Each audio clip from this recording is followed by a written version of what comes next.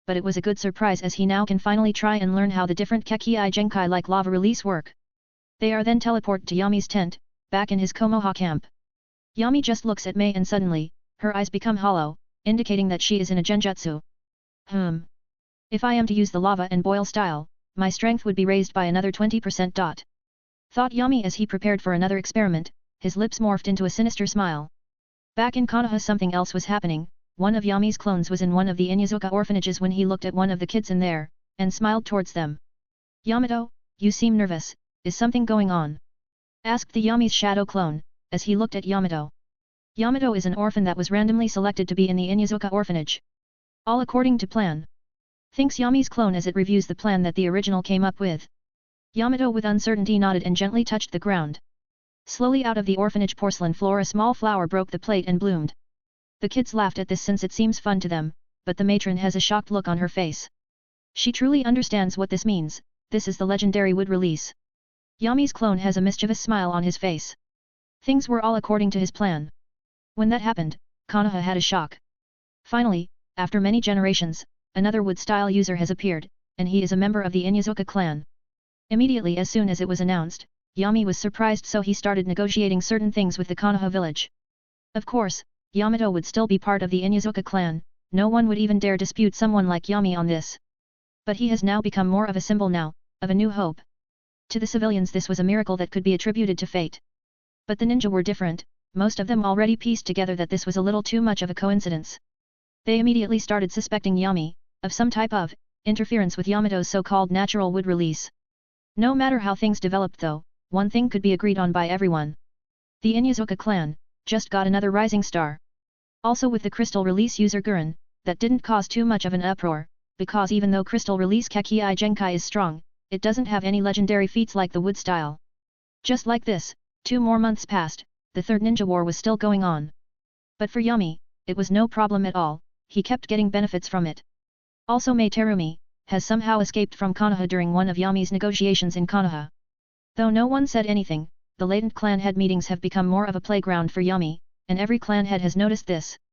Yami's political power kept raising and raising. No one could do anything, it was already too late, the other clans were occupied with the war going on. But the Inyazuka kept advancing forward, so it was a surprise when ninjas came back from the war and saw different Inyazuka banners around different shops and companies.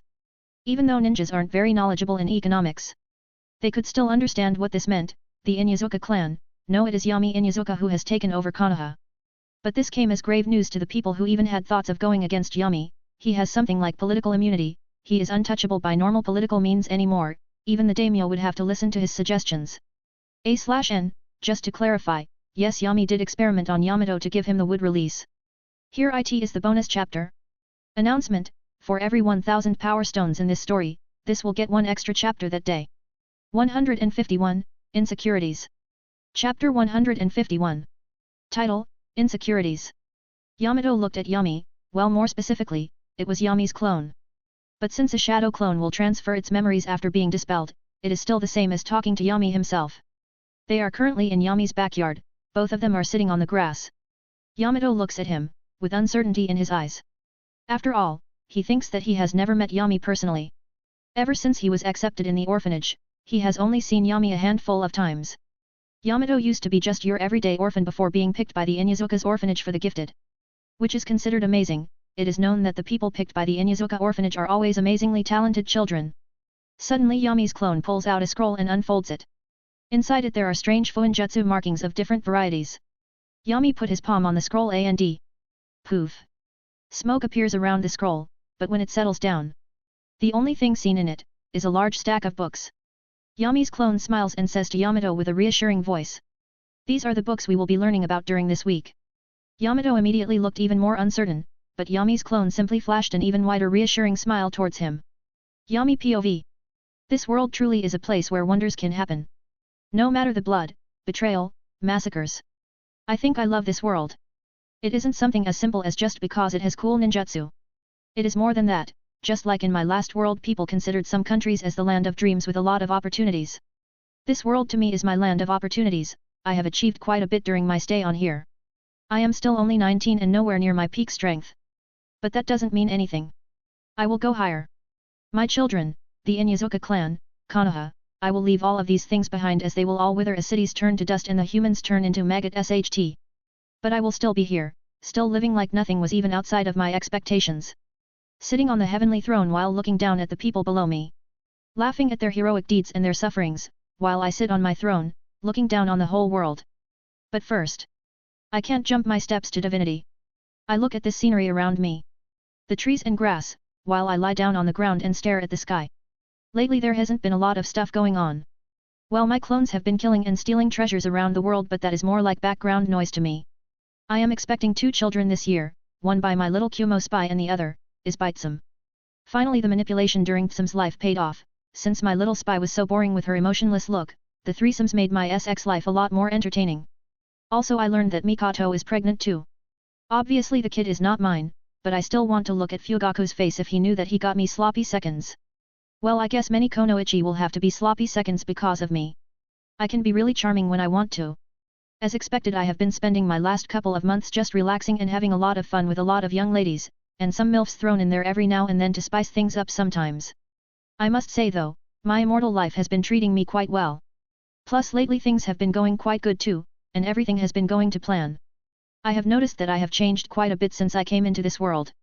Especially with the whole thing of wanting to know everything and control everything. Truly a control freak all the way. I can easily recognize my different so-called mental diseases, well that is what they would be called by a modern world doctor, but those mental diseases have helped me not only survive but also thrive in this world. Most mental illnesses are categorized like that, because they disrupt a normal and standard society. Honestly, now even if someone promised me divinity just as long as I stay in a normal society, my answer would be obviously no, dumbass, who the fuck accepts strength given to them by some random being. How insecure and a beta male do you have to be to even want something like a system, or as I used to read in my last life. Some people even ask for a 12-inch dick. I mean, in my last life I used to sometimes read stuff like this, but, really though, how insecure do you need to be to ask some random being to increase your dick size? I can't stop laughing at the losers who think like that. Immortality really makes me think about stupid stuff. I guess now that I don't have the pressure of being a normal squishy human, I have the leisure time to let my mind wander like this. Though I never slack off, my body is already at his physical peak, and unlike normal bodies, it doesn't need to keep training for its strength to not deteriorate. My body naturally doesn't deteriorate at all. I will never lose muscle strength or something like that just because I don't train. Suddenly, as I am relaxing like this and just laying down in the grass with my hands behind my back and even my eyes are closed. But I sense a presence that comes inside my forest. I notice that it is trying to disguise itself as the average animal, but it obviously isn't working too good while trying to hide from me. Mostly because I can also sense emotions, that is how I noticed, but of course no one needs to know that. To sense emotions is honestly easy once you know how, it is like a sixth sense and most jonin could learn it. I developed this technique by studying how the Zero Tails did it. Of course I won't teach this technique to anyone else, not even my children, or that would be beyond stupid. After all, if they somehow learn how to counteract this technique, my children might have a legitimate chance to successfully betray me, before I kill them. So no. Except me. No one will learn this technique. Now let's see how this little animal got here. A/N, yet. Yami is having a lot of fun enjoying his immortality. He has already fuked most of the pretty Konoichi. Unlike himself before immortality, where he was so cautious and careful, that he didn't even dare or have the time to think about stuff like lust. During that time he seemed more like a robot than human by the way he acted and perceived his surroundings. But now he has started displaying some emotions he had before coming to this world. P.S. Though he will still be cunning and careful. He will get annoyed at random stuff sometimes, and even ramble on for some useless stuff, just like a normal person would. He will still spend time planning a lot. He now has the opportunity to sometimes enjoy life too. Announcement: for every 1000 power stones in this story, this will get one extra chapter that day. 152, Hiding. Chapter 152. Title: Hiding. I just calmly walk up to the animal and see that it is a toad. I smirk at it, already figuring out who it is. You know, is it just me, or are you Sanin not very good at hiding? I say to the frog, who only looks at me normally like an animal would. I just raise an eyebrow at this. The toad opens its mouth and slowly a man in a jonin uniform comes out of it. He has long spiky hair, black eyes, and his face had an awkward smile on it. He is one of the 3 Sanin. Jiraiya. When I see this all, I just have a normal look on my face. As if this didn't bother me at all. But really though, his hiding was impeccable. I couldn't sense his chakra at all. My jutsu that allows me to sense emotions just saved me from a lot of troubles. I decided to say something first as I asked Jiraiya. I hope you weren't sent here to spy on me, or I would have to take certain precautions against it. Immediately Jiraiya started sweating cold sweat, a little as his face became a little nervous. I noticed his muscles instinctively twitching, even though he knows perfectly well that he stands no chance against me, no matter what he might try. We are alone in a forest with him spying on me. He knows that I know, that if I kill him here, no one would even find his body after I kill him. The Hokage could say different things, but if we are being truthful here, I rule Konoha from the shadows. I could ruin it with just a snap of my fingers. So even the Hokage wouldn't dare do anything like that. Of course he could kill my mother, but who cares about that? Maybe she will finally be useful now. People say that when you have someone to protect, that will make you stronger, but that is all a lie. Only when you have no one to protect, and no one to worry about, only then can you become stronger. I have no true weakness, no one can threaten me with my mother's life or anything like that. So that is the reason I am daring enough to take risky moves, plus when people think that I care about my mother makes it even easier for me. But still, I can't just tolerate something like this, or other people might get some bright ideas. It seems like I will have to make an example out of Jiraiya so other people know what the consequences of opposing me are. After all, if people think that I will just release the people that I catch spying on me, then they will take that as a cue to do so. While thinking all of this, I smile at Jiraiya softly, as he answers my question by simply saying, I was simply here for a message. I can see that he has already calmed down, and his ninja training has kicked in. He is no longer giving me a lot of information on what he is feeling. Well, not being intimidated by, isn't that rude of him? Well now, you have put quite the hard decision on me. I said slowly as to emphasize that he wouldn't get out of this so easily. Jiraiya POV. Those cold eyes, that relaxed posture with his hands on his pockets. He doesn't see me as a danger to him at all. Well, he wouldn't be necessarily wrong about that. Yami has become someone very dangerous, the type of guy who could kill Danzo, a village elder inside the village and face no persecution. Actually he even got some praise out of it. Sarutobi-sensei told me to just look for any suspicious activity around Yami. I didn't expect to be discovered so quickly. Especially here, in this forest where if he decided to kill me, no one would even notice. I can see it in his eyes, he will kill me if I step out of line. From what Tsunade says, Yami isn't someone to act without a plan where he gets the most benefits and the least losses. His intelligence might be at Orochimaru's level or possibly even higher due to his ability to plan things so perfectly, and Yami has already surpassed Tsunade in medical ninjutsu. He will most likely kill me here after getting the information that he wants from me. Suddenly I hear Yami say with a nonchalant voice. So, did the Hokage send you for an errand, like spying on me or something like that? When I looked at his eyes, my instincts were screaming to tell him the truth, that yes, the Hokage did send me to spy on him due to some suspicion of Yami having a flight risk, he might become a missing ninja. No one ever thought of this strategy, since he has the Inyazuka and his mother in Konoha. But due to some information that Orochimaru has revealed, it seems like Yami doesn't necessarily care about his mother. And a guy who doesn't care about his family, what is stopping him from simply running away? This was supposed to be a simple investigation, but it turned into much more. I keep my cool in this situation, my face and body language not portraying anything about my thought process, as I say to Yami. No, the Hokage didn't send me here, I was simply curious about Tsunade's student that she keeps bragging about. I smile a little as I say the last part, trying to lighten the mood. But somehow Yami still didn't seem amused by this, and he isn't even giving me an escape from questions like this. Yami releases a small sigh and rubs his eyes as he says. Well, I guess I could forgive you for this time since you are Tsunade's teammate.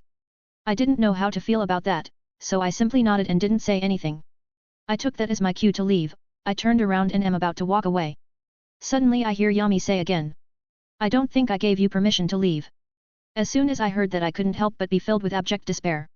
I now understood that Yami wanted to make an example out of me. So my body froze and couldn't walk anymore. Suddenly black markings started appearing around my body. The markings had square forms. I analyzed that it was the paralysis seal, and the person who most likely cast is Yami Inyazuka. I didn't even see him when he even put on the seal. I didn't sense him touch me at all. Don't tell me, he has surpassed even Minato and Kushina in Fuinjutsu, but that shouldn't be possible. Kushina is an Uzumaki and a Fuinjutsu specialist. Yami. He also seems to know curse seals like the paralysis seal. Damn, what do I do now? A/N, Yami can't let Jiraiya go away so easily, since if he doesn't make an example out of Jiraiya, a lot of people will be sending even more spies. He won't allow that to happen. P.S. The ninja are slowly discovering parts of Yami's true personality. But that is within his range of expectations, of course. Now even if they did know how Yami really was, they couldn't do anything, just like Jiraiya right now? Announcement, for every 1000 power stones in this story, this will get one extra chapter that day. 153, The Games Begin. Chapter 153. Title, The Games Begin. Jiraiya POV. Of course I didn't know what to do when I was stuck in place and couldn't move at all.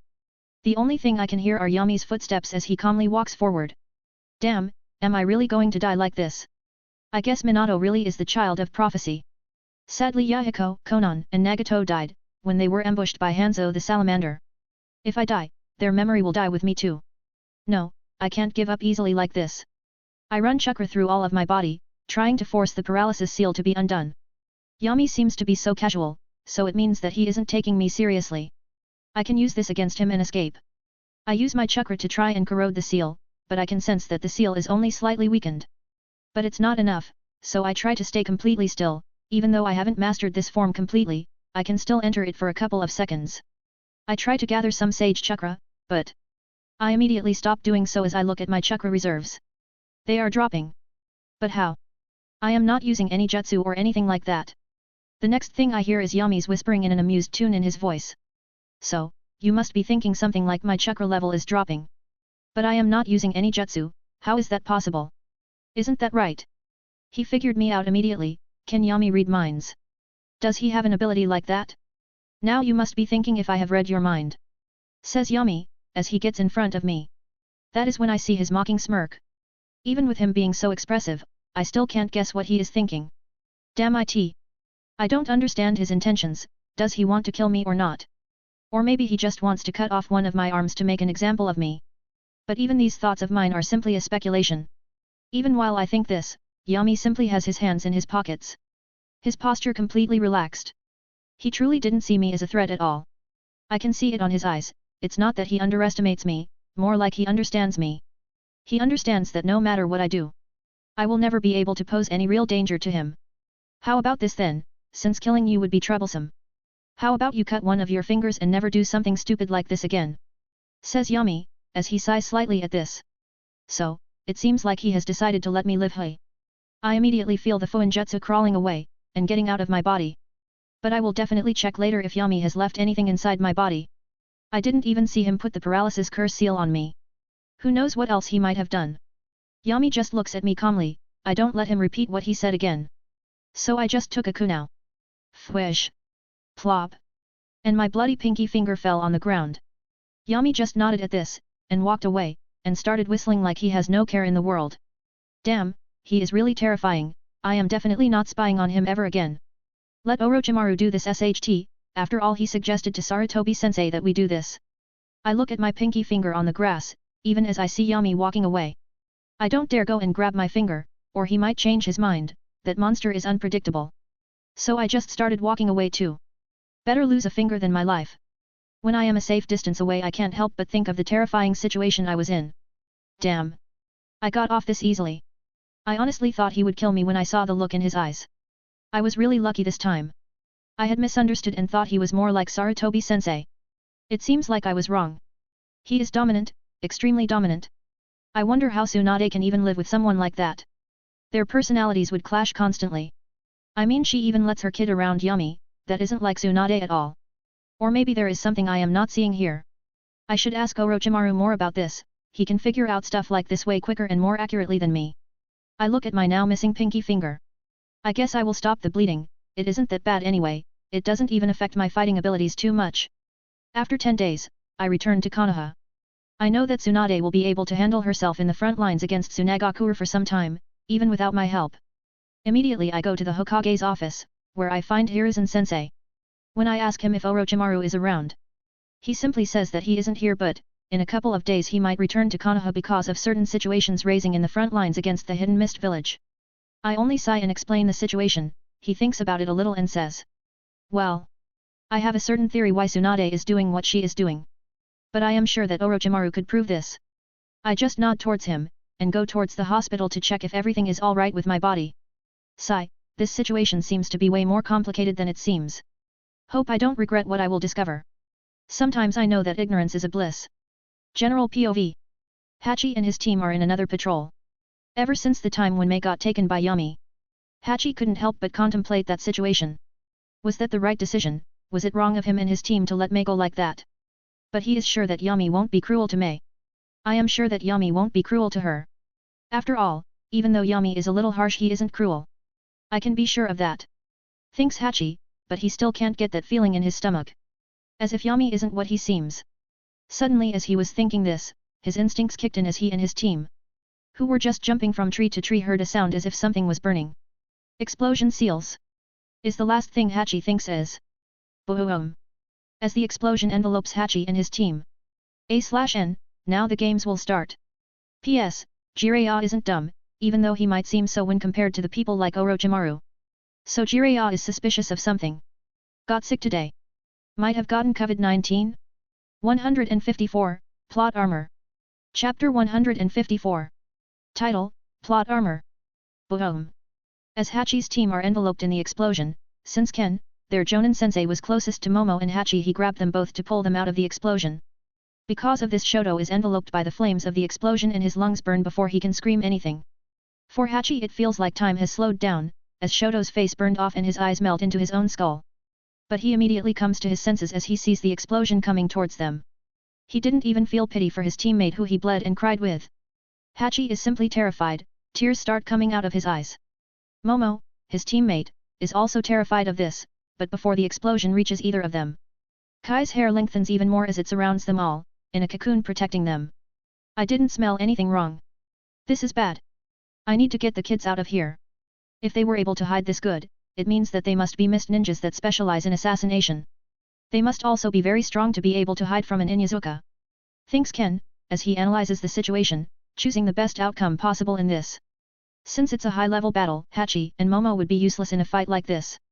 So he wants them to run away and not be a bother and get in the way. But if there are more than one ninja at his level, Ken will have a hard time making an opening for his genins to escape. Ken thought all of this, while he protected Hachi and Momo from the explosion. He can feel his hair burning even though he has reinforced it with chakra. Due to the force of the explosion, they are thrown away. As soon as the cocoon protecting them touches the ground, Ken dispels it. Looking at Momo and Hachi, he has a complicated look in his face as he says to them. Hachi, Momo, you guys need to run away. You will only be in the way if you stay here. Even though still in a little shock from watching Shoto die like that, they knew better than not to listen to Ken. So they immediately attempt to run away, but as they are about to do so, whoosh! 7 figures appeared on the trees all around them. They all had swords on them. As soon as Ken saw this, his eyes widened as he looked at them. The 7 ninja swordsmen. Thinks Ken, he immediately goes to take a vial from his Jonin jacket. He takes out a vial of dark red bubbling liquid. This is a gift given to him by Yami, during the time he experimented on Ken. As he goes to drink the red liquid, a lightning bolt is shot towards him. Ken dodges this by simply stepping to the side, but then, whoosh! One of his arms flies off as a thin string circles around his neck, and it is chopped off. Ken had a wide-eyed look on his face. Even during his last moments he contemplated how he could have been taken out so easy. What he didn't know, however, was that during the Second Ninja War, Yami had taken out almost all of the ninja swordsmen by himself, while he was only 12 years old. Ever since then, if a hidden mist ninja ever meets an Inyazuka, they must immediately take him out without theatrics, and without underestimating him. Immediately they turned towards Hachi and Momo. The genins obviously had no chance to escape them. Even though Momo had given up, Hachi, who was absolutely terrified, he still rose up. I will not die here today. Thinks Hachi as he waves through hand signs. Whoosh! But before he could even do anything, he is decapitated by a giant sword, also known as the executioner's blade. Hachi's head flew on the air and he died, as his headless body fell, like a puppet that had its strings cut off. Plop!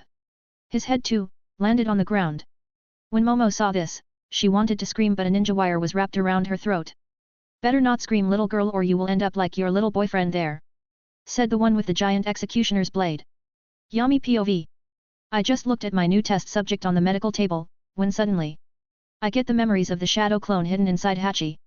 It seems like he is dead. Well, it is war and I am not hopeful enough to expect someone like Hachi to survive. Putting my faith in something like luck or fate, something that I can't control, is stupid. Though I did advise Hachi to not graduate early and even gave him a second chance for him to come to my camp. But he wanted to grow without me helping him. Well, look where that got you, you little SHT. I can't help but be slightly emotional over my son's death. But that too is immediately settled down.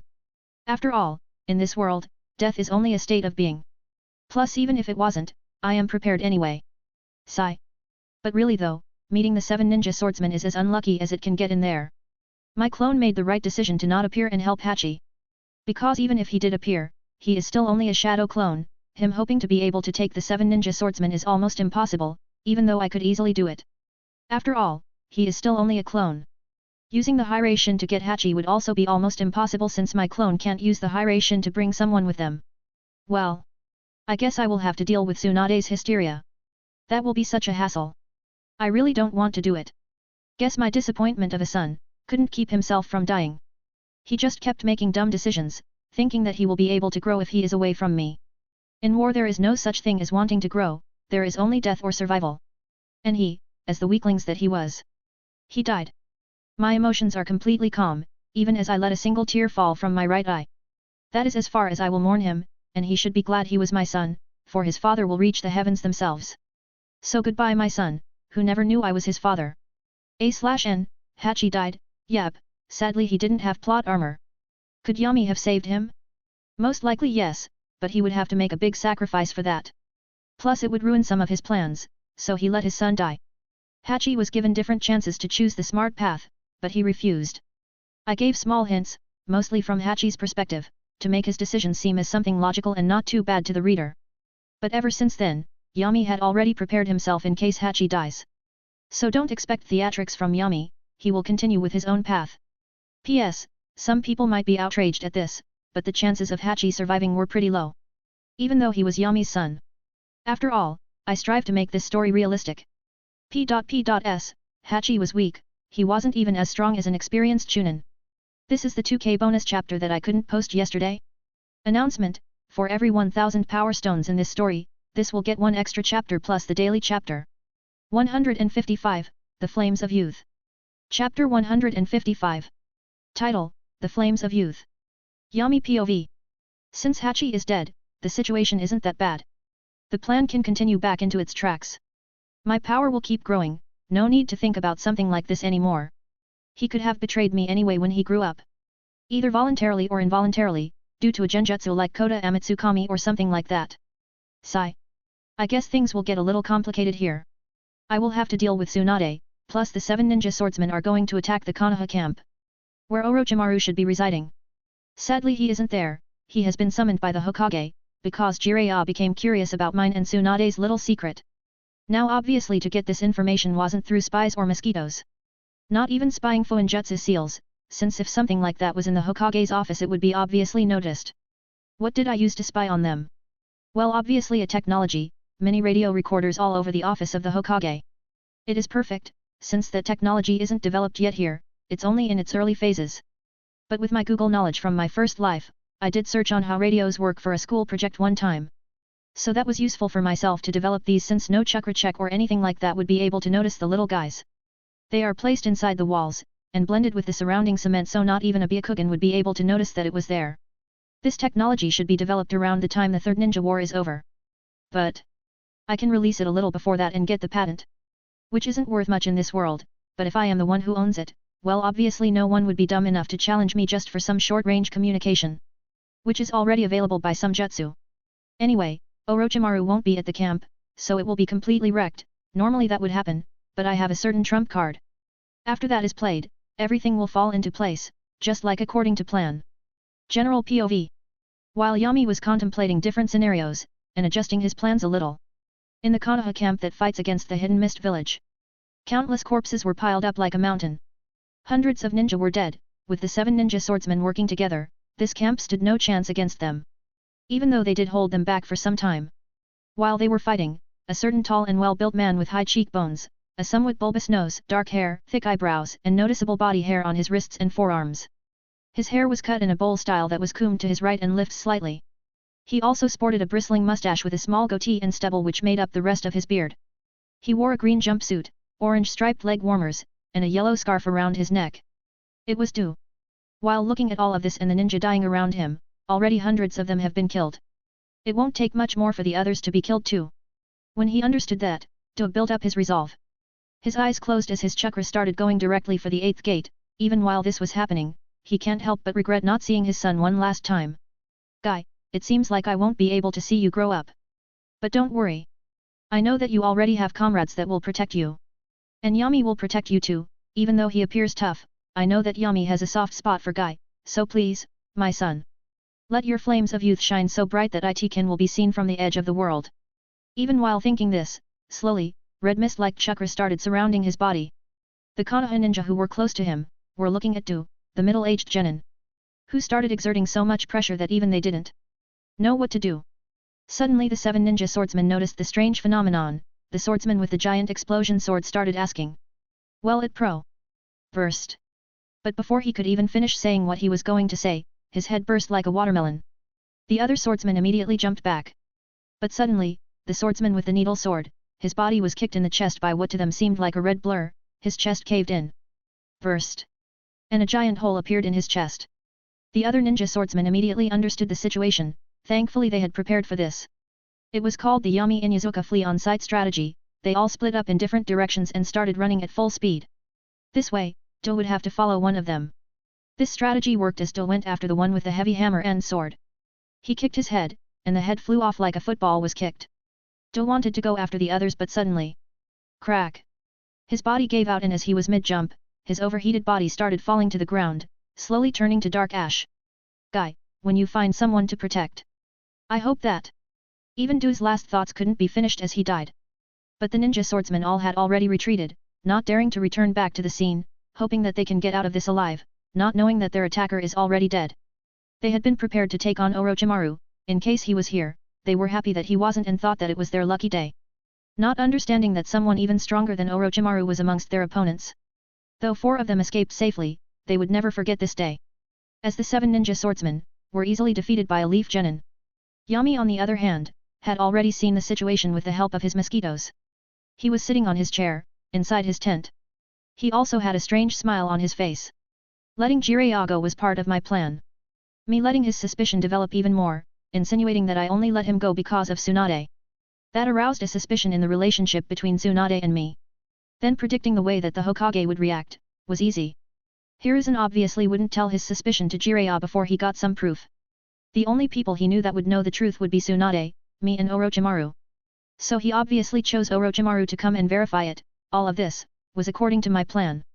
Now with Du dead, the timeline will go back to normal. I apologize to you my son, for you were in uncertainty. A/N, all according to Kakaku. Also the last words Yami said, you can take those however you want, since it has a lot of meanings. Did Yami purposefully plan Hachi's death? Or was it that the plan gone off course? Was it simply that Yami didn't have the heart to kill his son with his own hands so he orchestrated this? Well, I want you to make your own assumptions. 2 updates today? Announcement, for every 1000 power stones in this story, this will get 1 extra chapter plus the daily chapter. 156, Tsunade and Yami's relationship. Chapter 156. Title, Tsunade and Yami's relationship. General POV. When Orochimaru arrived in Konoha, he immediately went towards the Hokage's office. He had already been notified about what Jiraiya is curious about. Orochimaru could already guess how this conversation will go. He already knows that Hachi is Yami's son. But Hachi is still boring and easy to understand. Unlike his father, who is like a complex Rubik cube. Hachi is simply an open book. I can understand where he came from and why he is like he is. Contemplates Orochimaru. He truly wasn't interested in Hachi at all. Hachi was so boring compared to his father. Yami is always illogical and can't be understood. Hachi can be read so easily, and even though he has some of Yami's traits they seem to be minimal at best. Though Orochimaru does use Hachi to get a better understanding of Yami, so that is the only thing that makes Hachi even remotely interested to him.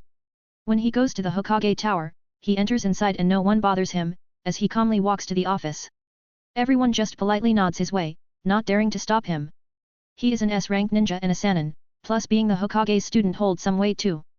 Orochimaru opens the door and inside the Hokage's office sees Jiraiya and Hiruzen. The latter was smoking a pipe. It seems like usually he is smoking most of the times lately. Hiruzen was sitting on his chair, with paperwork all around his desk. Jiraiya on the other hand was leaning in the window. He most likely came through the window. As expected of someone like Jiraiya. Analyzed Orochimaru instinctively. As a ninja he was used to observing minuscule things like this to come to a conclusion. Hiruzen is the first to ask as he leaned back on his chair. Tell me, do you have evidence of Tsunade and Yami having a more than student and teacher relationship? When Hiruzen says this, Jiraiya grimaces at that. After all, no matter how much time passes, Tsunade is someone whom he secretly loves ever since he used to be young. Plus hearing that a child, who at the time should have been around 12 years old had sex with Tsunade, this was all bizarre to him. But during his stay here, Hiruzen has seemingly hinted to Jiraiya what was his theory, so if it's true it doesn't come as an immediate shock to Jiraiya. But Orochimaru, when he hears what Hiruzen has to say, his reaction is different from Jiraiya's, as he chuckles slightly in his own creepy way. Why Sarutobi-sensei, is your inclination that Tsunade and Yami Inuzuka were more than student and teacher? Especially during his younger age. Though they were talking like this, none of them knew the reality, Hachi is already dead. Neither did they know of the situation in the front lines against the Hidden Mist village. The news hasn't reached them yet due to the situation only happening, not even an hour ago. No battles against the Hidden Mist village happened during this war. Plus the rumors about some civil war that has started in the Hidden Mist. So they were in their right to assume that Hidden Mist would not do something stupid like this. After all, Hidden Mist would help the rebels in the Hidden Mist and the village will be easily overthrown by that. Jiraiya was the first to refute Orochimaru's idea. No. I know Tsunade wouldn't do something like that, said Jiraiya, as he frowns at the thoughts in his head, that keep bringing up his suspicion. Orochimaru's smile dampened a little when he saw Jiraiya refusing something like Yami and Tsunade having something going on between them. So he just sighed a little and finally decided to drop the bomb on them. Hachi Senju, or should I say Hachi Inuzuka is truly Yami Inuzuka's son. I have conducted blood tests by using Yami's mother and Hachi. The connection is there and the evidence is undeniable. Hachi is Yami's son. As soon as this was said by Orochimaru, Jiraiya's face becomes heavy. His frown deepens and he simply jumps off the window. Going somewhere? Orochimaru just shrugged his shoulders at this. He was absolutely calm at this, he didn't have feelings for Tsunade anyway, so he didn't care who she slept with. That was her business and it's her body, she can do whatever she wants with it. He wouldn't care which people his teammates slept with. He has better things to do. So Sarutobi-sensei, how do you think we should act? Now that we have this information available to us. Questions Orochimaru as he thinks on how he might be able to use this information against Yami, and get an advantage over him. But contrary to what Orochimaru is thinking, Hiruzen simply sighs and says. Yami is a Konoha citizen and the head of the Inuzuka clan. Even with this information, how are we going to use it? If we release it to the public, Yami wouldn't care that much. It would only ruin Tsunade's reputation since it would seem like she took advantage of a 12-year-old Yami. Plus even if we have something bad against Yami, it wouldn't be smart to use it. After all, we don't want to push him away or something like that. When Orochimaru heard the last part of what Hiruzen said he smirked a little and sat down on one of the chairs in the Hokage's office. After he settled down on the chair, Hiruzen filled his pipe with tobacco and started smoking again. So tell me sensei, you seem to act as if Yami has a high risk of desertion. Would someone as smart as Yami give up the advantages that Konoha has? Asks Orochimaru, contrary to his usual joking manner. When he was alone with his teacher, he acted more relaxed. After all currently Orochimaru and Hiruzen had a good relationship, he was Hiruzen's favorite student after all. Hiruzen thought a little at the implications and the things his spies have conveyed lately. Well, I wonder if Yami will really be at a disadvantage though. Orochimaru folded his arms as he leaned back on his chair. And how would that be? Does he have some secret base or something like that? The Hokage sighs at this as he shakes his head. Nope, it's even worse, he has a whole new village to fall back into. Possibly a village who is under his absolute control. When he heard this, Orochimaru's thoughts went into overdrive, and after a couple of seconds he showed his natural genius by guessing. So the most likely village that will support Yami and even when he leaves Konoha will most likely be. Author note. Yami's blood isn't that accessible anymore. After all techniques that hidden uses do exist. Someone like Yami tries to cover all of his weaknesses, and leaving something like this out there would be out of character for him. Announcement, for every 1000 power stones in this story, this will get one extra chapter plus the daily chapter. 157, Scheming is a hurdle, but I like it. Chapter 157. Title, Scheming is a hurdle, but I like it. Story by? Edited by? _ So the village that will support Yami and even if he defects Konoha, will most likely be one of the small ones. Says Orochimaru as he rubs his chin. Thinking about which village would accommodate Yami. Omegakure, Hidden Rain, is out of the question because that place is too unstable, and Hanzo wouldn't risk having someone like Yami in there. Takigakure, Hidden Waterfall, is also out due to its alliance with Konoha, so it would be either Kyuzagakure, Hidden Grass, or some other village that would be too far away. Like Morigakure, Hidden Woods, or something like that. Hiruzen's face morphed into a smirk when he heard Orochimaru say that. He can't help but praise Orochimaru's genius. It's something that many people fear, but Hiruzen only feels proud of his student. So Hiruzen just nods at this, you are correct. It is Kusagakuer. He has absolute control over it. My spies have proof that Yami has Kusagakuer's new leader under his thumb. Whether they have a partnership or Yami is subtly manipulating him, it is unknown. But what is known, is that the connection between the Kusakage and Yami is undeniable. Orochimaru just shrugged his shoulders when he heard this. After all, they were stuck, they couldn't do anything to Yami, and neither could they intimidate him. So they could only treat him nicely and hope he stays in the village, but that option only exists for Yami, because if anyone else who doesn't have the power would be simply killed and the public would simply know that he was poisoned by our enemies. While this was happening, Yami on the other side was lying down on his bed, in his tent. He had his eyes closed as he had headphones on his ears. Listening to the conversation Orochimaru and Hiruzen were having. He smiles a little at this, things were going just as planned. Even though he didn't have high hopes of this working, he still tried expressing his strength and daring anyone to challenge him. Obviously, this is a little crude form of manipulation, but he also has the power to be able to pull that off, so he did it. Or maybe they already know that I am spying on them. So Hiruzen and Orochimaru said that only to make me let down my guard. Knowing that I was spying on them all along. Thinks Yami, his thought process calculating a counter plan in case something like that happens. After all, even with all of his power that he currently holds, he never underestimates anyone. He knows better than to do something stupid like that. Now if only he can find where Zetsu and Madara's cave is. That will allow him to take countermeasures in case his plan G fails in the future. Yami had 7 plans on how to reach his goals, he is not following just one. In case one fails he has 6 others, and every now and then, he creates a new plan in case all 7 of his plans fail. I also need to be careful of those underground white Zetsu. They are a great source of Hashirama cells. But I already have a lot of those, plus I don't want to notify Madara and Black Zetsu that I know of anything about their existence. Contemplates Yami, as he shifts in bed slightly, trying to find a comfortable position. Soon another of his 2 children will be born. Contrary to Hachi, they will be useful and have the Inyazuka name. Also Guy will soon come to know of his father's death. Truly, the 8 inner gates in an amazing technique. Allowing a mediocre genin like Du to insta-kill some of the 7 ninja swordsmen and make them flee. So many plans. So many wonderful things to learn about. This world truly is amazing. It literally has no limit on how much someone can grow. When I understood that, I even had a revelation and I now have a theory on how I came to this world. If what I assume is true, then, he. Yami laughed inwardly, satisfied with his recent progress. I must always seek to evolve, that is the only way I can reach my dream to omnipotence and omniscience. I can already imagine myself sitting on a throne laughing at the trivial things happening in the world. Contemplates Yami, due to his plans lately going so good. He too is in a good mood. He brings his hand in front of his face and he uses some chakra. Slowly, a little lava started appearing in his hand. He had only let Mei Terumi escape because she was no longer useful to him. Escaping Yami is truly impossible. Even if Kagaya magically descended from the moon to save Mei Terumi, she wouldn't be able to do so due to the countermeasures Yami has in place against leaving loose ends. Plus, he even deleted the memories of the horrible tortures he inflicted on her, trying to figure out how to keep her alive while he obtained her Kekii Genkai. So now Mei Terumi is just one more of his pawns. She just doesn't know it yet. Which is even better.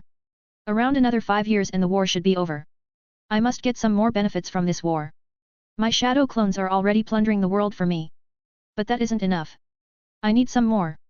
How did Itaka get something like the Yamada mirror and the Totsuka blade? Also, I need to start researching more on souls, I have hit a roadblock there. But I need more. After all, I too would like to have my own Susanoo. I know that the Susanoo is actually in the nose of the human soul. But unlike replacing a physical nose, I must learn and investigate more about how the soul works. Thinks Yami, as he remembers the strange research results that he got, he didn't even know that somehow a soul body form even existed. That shows how much in the unknown he is researching. I wonder how people will react when they learn of what happened in the hidden mist. Tsunade will definitely be hysterical once she learns of Hachi's death. She will most likely leave the village again and drown in alcohol. But Hachi's death might influence her even more. Will she maybe become a hindrance to my plans? Or will she maybe even join Akatsuki in the future, if they promise to revive her loved ones? This is honestly a real possibility, but, maybe not so much. Given that Nagato will not take to inviting her due to the risk of Tsunade recognizing him and figuring out his powers. Or maybe she will join hands with Orochimaru in the future. Both of those outcomes would be horrible. Thinks Yami as he plans out bad possible future outcomes, and how he will handle them in case they happen. I also can't put something like an explosion seal on her or she will definitely notice it.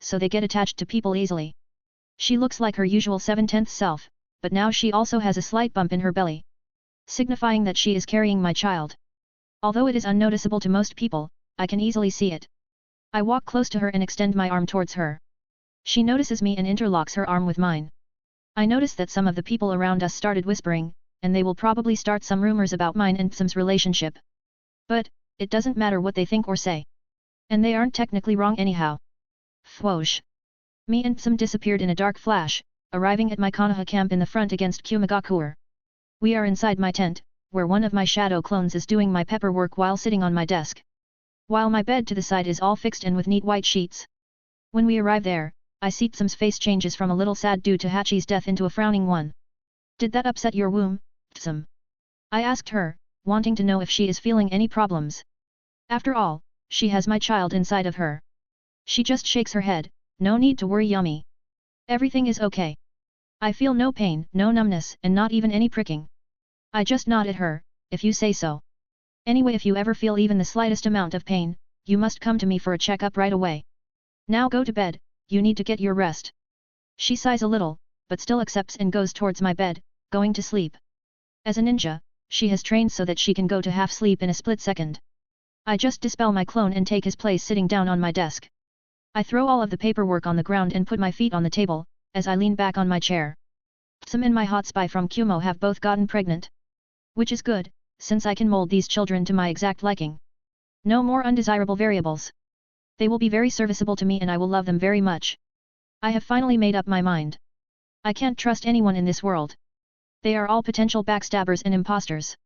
Yes, I will look after my kids and be a good father to them, but I will never trust them. I will always have countermeasures in place against them.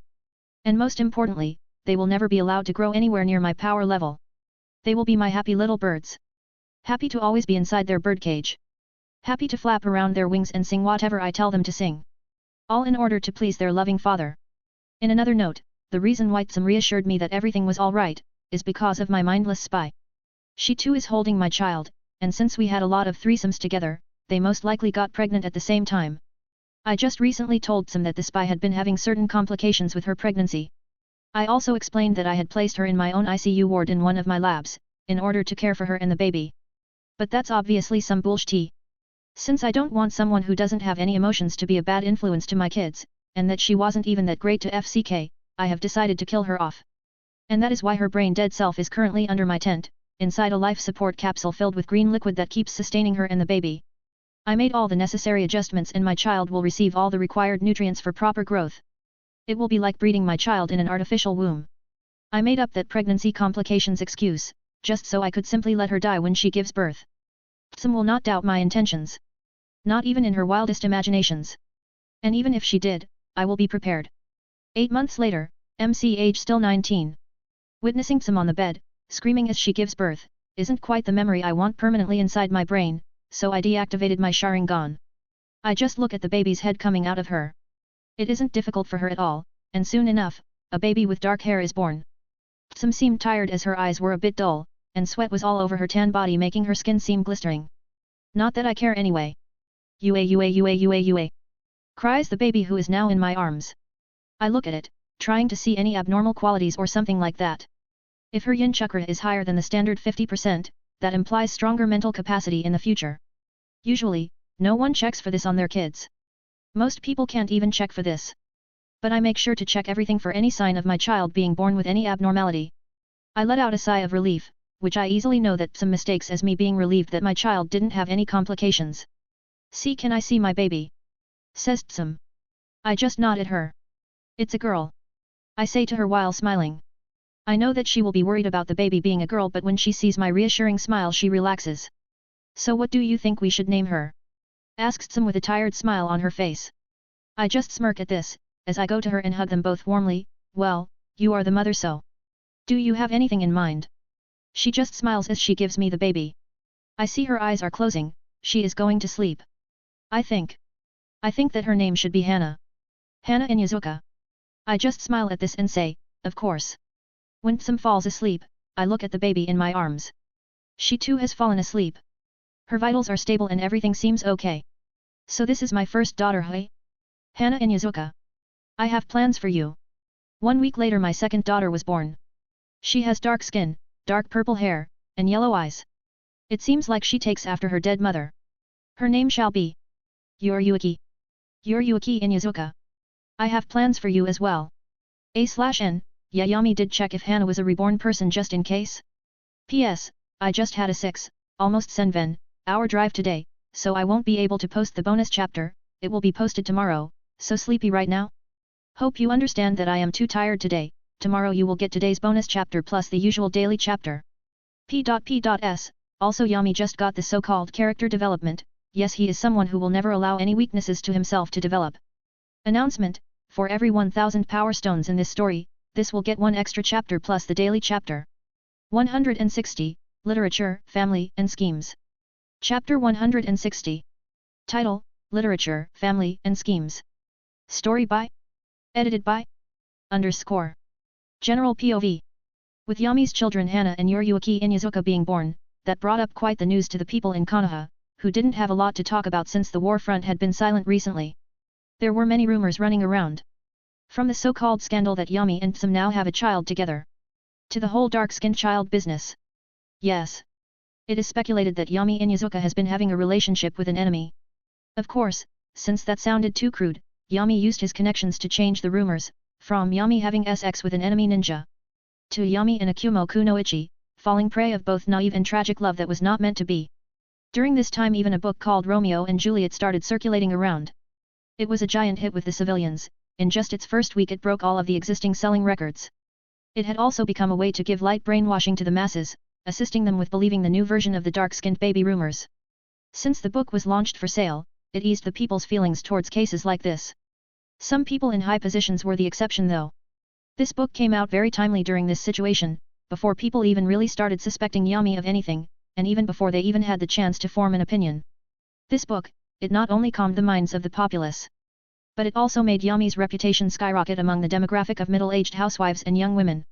Though most couldn't see it, the old foxes and most of the clan heads could see the terrifying charisma that Yami had. He used something like literature to calm down a raging public. They have read the book, and even though it was good, it didn't change their opinion of Yami's danger level.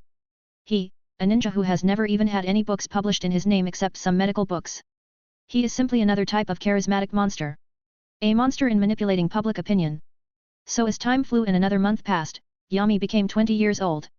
He was in his office reading an experimental book on various kinjutsu, forbidden techniques, that he got from the land of demons. He didn't have a birthday party celebration or anything like that. What he did have nonetheless, were 2 daughters his clones took care of. Yami still keeps his experiments going on. He has been trying to experiment with mixing fuinjutsu and kinjutsu recently. He wants to create some type of curse seal technique like the ones Orochimaru will use in the future. Though it seems like so far, all of the test subjects explode from the inside when he uses the unfinished version. Although it is only matter of time and inner explosions before he gets it right. He had also contemplated if he wanted to go and try and steal the Tsuchikige's dust release secrets. But in the end, Yami deemed that too risky. After all, just one wrong move and he will be obliterated by the Tsuchikige's atomic dismantling jutsu. I guess it's better to wait until he gets older. Thinks Yami, as he contemplates his next move. His power growth had begun to stagnate again. He has already researched almost all of the Kirigaku Kekkei Genkai. 1 year later, Yami's age is 21. We can see Yami, in Konoha. He is out in his yard. He had a small yellow ball in his hand and he throws it towards his daughters. His daughters have also grown up. They are both wearing yellow pants and pink t-shirts. They run towards the ball. Well, they try to run, since they mostly wobble. Yami just laughs at this. His aging has been good for him. He has gotten taller, his shoulders have also gotten wider and his good athletic figure can clearly be seen. His face hasn't had any dramatic changes. He is only slightly more handsome due to the minor surgeries that he has done to his face. After all, what people see first when they meet someone is their face. They get their first impression from that, so now he can be called quite handsome, contrary to his average looks from before. Yami sees, as Yoryuki pushes Hana down and gets the ball.